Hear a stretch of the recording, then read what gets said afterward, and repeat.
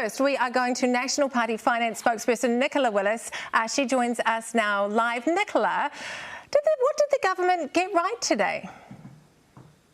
Well, Labour's backwards budget is bad news for New Zealanders and their families. That's a lot of bees. It forecasts the cost of living crisis continuing for at least another 2 years, and it completely ignores, yet again, the squeezed middle of New Zealanders who are set to get nothing out of this budget.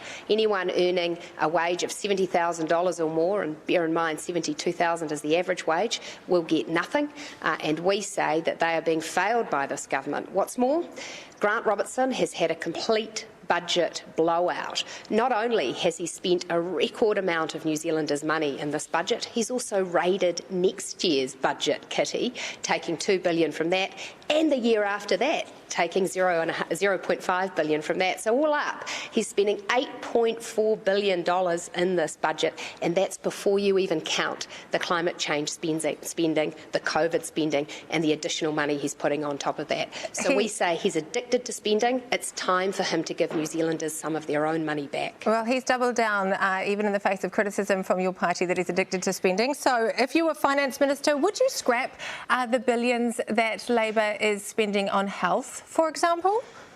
And I don't want to hear that you go through the policy line by line. I want a real answer.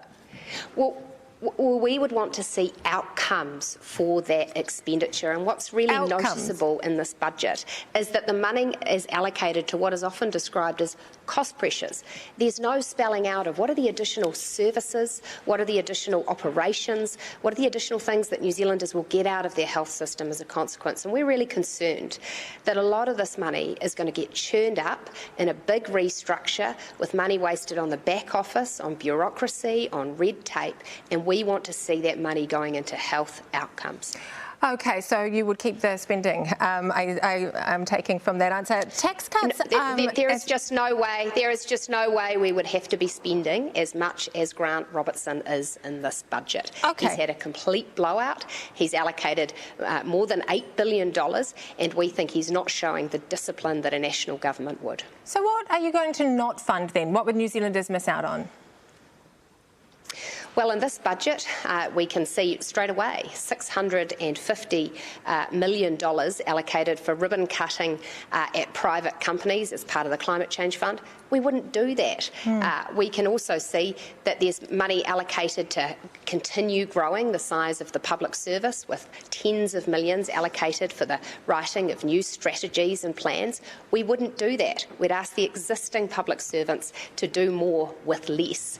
We can also see in this budget a continuation of policies such as Kiwi Build, which have not delivered in the past and which we very much doubt will deliver in the future. Well, thank you so much for joining us, Nicola Willis from Parliament this afternoon. Back to our panel now, who I could see shaking their heads. Shamabeel